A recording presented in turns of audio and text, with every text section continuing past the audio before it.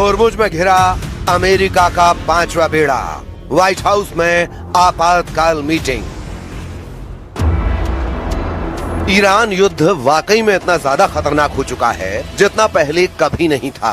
39 दिन में अमेरिका और इजराइल के तूफानी, खूनी और भीषण हमलों से तबाह ईरान को लेकर दुनिया भर के एक्सपर्ट से ही मानकर चल रहे थे कि ईरान ने अमेरिका और इजराइल के सामने घुटने टेकने शुरू कर दिए हैं।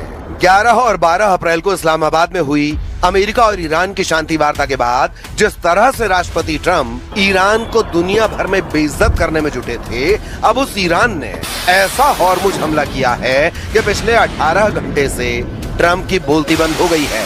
हालात यह है कि स्ट्रेट ऑफ होर्मुज में ईरान को घेरने के लिए अमेरिका के 5वें बेड़े के जिन 16 युद्धपोतों को लगाया हुआ था वो पूरी तरह से ईरान के टारगेट पर आ चुके हैं। खबर तो यहाँ तक है कि अमेरिका के खुफिया विभाग ने ये दावा किया है कि लगभग 40 दिन के हमलों के बावजूद ईरान के 60% मिसाइल लॉन्चर अभी भी बचे हुए हैं, जिसके दम पर ईरान एक बार फिर से अमेरिका और इजरायली अड्डों पर हमला करने जा रहा है।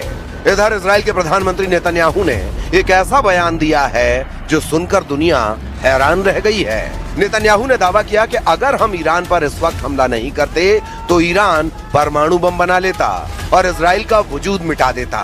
नेतन्याहू ने यह बताने की कोशिश की है कि ईरान बहुत ही खतरनाक तैयारी कर रहा था, इसीलिए उस पर हमला हुआ है। फिलहाल ईरान ने साफ कहा है कि हम होर्मुज और ईरान के परमाणु मुद्दों को लेकर अमेरिका से तब तक जंग कर सकते हैं जब तक कि हम अपने दुश्मनों को कड़वी हार नहीं दे देते। ईरान का होर्मुज हमला शुरू, घिर गया अमेरिका का 5वां बेड़ा। ताजा रिपोर्ट्स के अनुसार ईरान की रिवॉल्यूशनरी गार्ड्स यानी IRGC ने होर्मुज को फिर से पूरी तरह कंट्रोल में कर लिया है। ईरान ने धमकी देते हुए कहा कि जब तक अमेरिका ईरानी बंदरगाहों की नौसैनिक नाकेबंदी नहीं हटाता तब तक कोई भी जहाज यहाँ से गुजर नहीं पाएगा। इस वक्त अमेरिकी नौसेना के 5वें बेड़े ने ईरान के खिलाफ समंदर में 3 घेरे बना दिए हैं ताकि ईरान को घुटनों पर लाया जा सके। लेकिन ईरान ने अब ऐसा पलटवार किया है जिसकी कल्पना अमेरिका ने नहीं की थी।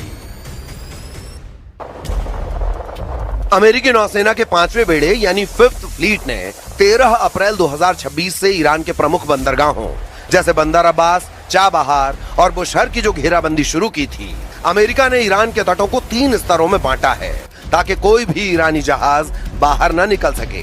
पहली परत आउटर रिंग, विमान वाहक पोत USS अब्राहम लिंकन और उसके स्ट्राइक ग्रुप के युद्धपोत जो लंबी दूरी की मिसाइलों और विमानों से निगरानी कर रहे हैं। दूसरी परत मिडिल रिंग, अर्ली बर्ग क्लास के गाइडेड मिसाइल डिस्ट्रॉयर्स जो किसी भी संदिग्ध हलचल को रोकने के लिए तैनात हैं। तीसरी परत कोस्टल रिंग, मानव रहित समुद्री ड्रोन और छोटे पेट्रोल वेसल्स जो सीधे ईरान के बंदरगाहों के मुहाने पर नजर रखे हुए हैं। अब ईरान ने घेराबंदी को तोड़ने के लिए अपनी पारंपरिक नौसेना के बजाय असममित रणनीति का इस्तेमाल शुरू कर दिया है। ईरान ने इस अभेद्य घेरे को तोड़ने के लिए हमले के लिए मास्टर स्ट्रोक प्लान बना लिया है, मच्छर बेड़ा। ईरान के पास हजारों की संख्या में छोटी, तेज और फुर्तीली नावें हैं। ये नावें रडार की पकड़ में नहीं आती और चट्टानी गुफाओं में छिपी रहती हैं। ये एक साथ झुंड में हमला करके अमेरिकी युद्धपोतों को उलझाने की ताकत रखती हैं। कामिकेज और मरीन ड्रोन्स, ईरान ने शाहिद जैसे आत्मघाती ड्रोन्स और पानी के नीचे चलने वाले मरीन ड्रोन्स का इस्तेमाल शुरू किया है जो सीधे युद्धपोतों के सबसे कमजोर हिस्से जैसे प्रोपेलर या हल से टकराकर उन्हें नुकसान पहुंचा सकते हैं। क्रूज और बैलिस्टिक मिसाइलें, खुफिया रिपोर्टों ISW के मुताबिक ईरान ने हाल ही में अपने मिसाइल साल्वों में क्रूज मिसाइलों की संख्या बढ़ाई है। हज कासिम जैसी मिसाइलें जिनकी रेंज 1400 किलोमीटर है, गहरे समुद्र में खड़े अमेरिकी बेड़े को निशाना बना सकती हैं। स्मार्ट माइंस, ईरान ने होर्मुज में ऐसी माइंस बिछाई हैं जो केवल खास तरह के इंजनों की आवाज सुनकर फटती हैं। दावों के मुताबिक अमेरिकी सेंट्रल कमांड यानी सेंटकॉम ने जो 16 युद्धपोत ईरान को घेरने में लगाए वो अब ईरान के टारगेट पर आ चुके हैं और अब इसीलिए सिचुएशन रूम में ट्रंप ने टॉप कमांडर और जनरलों के साथ मीटिंग की है जिसमें ईरान पर बड़े हमले की तैयारी हो रही है। 60% मिसाइल लॉन्चर से हमले को तैयार ईरान। بدون شک اصلا نفذ مذاکره مال این است که خلاصه طرفین به یک تفاهمی برسن، ولی ما در حقیقت اون چیزی که برای ما اصل بوده این بوده که این بی‌اعتمادی همون نکته‌ای که اشاره کردم، ما حسن نیت داریم. ईरान की नई धमकियों से साबित हो चुका है कि वो ट्रंप की बेतुकी शर्तों और दबाव के खिलाफ अब जंग को आखिरी विकल्प मानकर चल रहे हैं। इसीलिए अब दावे होने लगे हैं कि 20 अप्रैल को पाकिस्तान के इस्लामाबाद में होने वाली अमेरिका ईरान की मीटिंग कैंसिल हो चुकी है। ये मीटिंग ऐसे वक्त कैंसिल हुई जबकि सीज फायर की डेडलाइन 22 अप्रैल को खत्म हो रही है। अब सवाल उठता है कि ईरान बातचीत के बजाय बारूद से फैसला करने पर उतारू क्यों है। इसके पीछे की सबसे बड़ी वजह यह है कि ईरान के मिसाइल बंकरों और पहाड़ियों पर अभी भी इतने ज्यादा घातक और भारी मात्रा में हथियार मौजूद हैं जो अमेरिका और इजराइल को कड़ी टक्कर दे सकते हैं।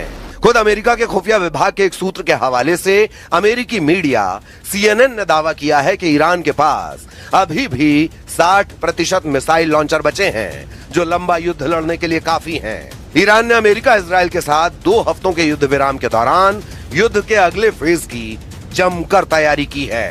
इन 2 हफ्तों के दौरान ईरानी सेना एक बार फिर से अपनी शक्ति को संभाल रही है। जरा देखिए पूरी खबर।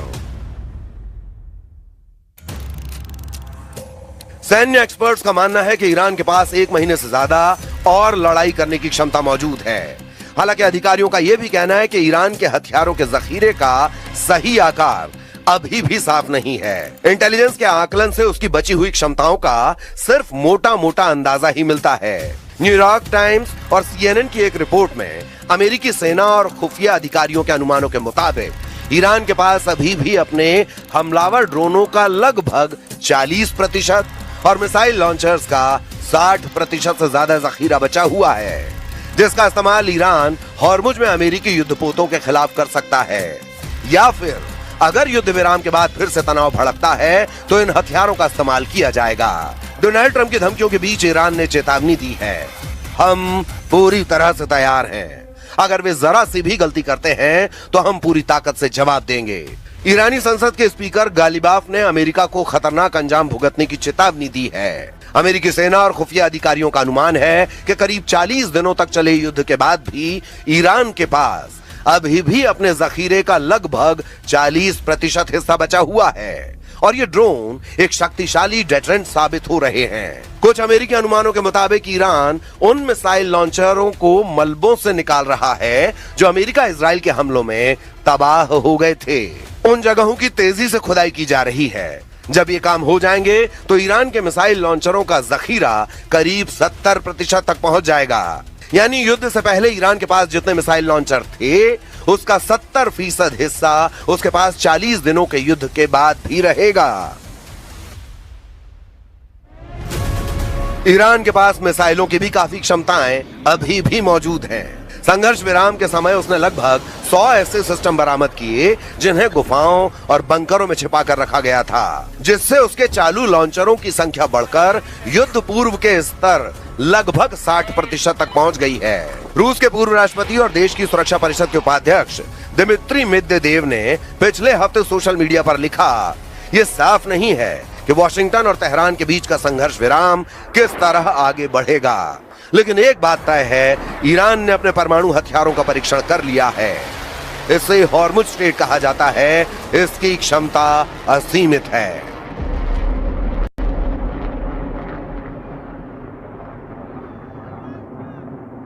باید اون رویکرد گفتگوی خودشون رو از یک جانبه‌گری و روحیه‌ای که بخوان یه چیزی رو بر ما تحمیل بکنن از این دست بردارن و تجربه کردن که چنین چیزی اتفاق نمیفته. हॉर्मुज में लंबी जंग को तैयार ईरान, चीनी सैटेलाइट निशाना अमेरिकी अड्डे। जब से अमेरिका ने चारों तरफ से हॉर्मुज की नाकेबंदी की है उसके बाद से ईरान ने रूस और चीन के साथ मिलकर ऐसी जंग की तैयारी कर ली है जो अमेरिका के लिए मौत का भंवर साबित हो सकता है। अमेरिका के साथ जंग में ईरान ने जितना खेला किया है उसमें चीनी सैटेलाइट का एक बहुत बड़ा हाथ सामने आया है। ईरान ने मौजूदा जंग के दौरान पूरे मिडिल ईस्ट में अमेरिका के सैन्य ठिकानों की पोजीशन को ट्रैक करने के लिए चीन के बने एक सैटेलाइट का इस्तेमाल किया है और इसे उसने पिछले साल चुपके से हासिल किया था।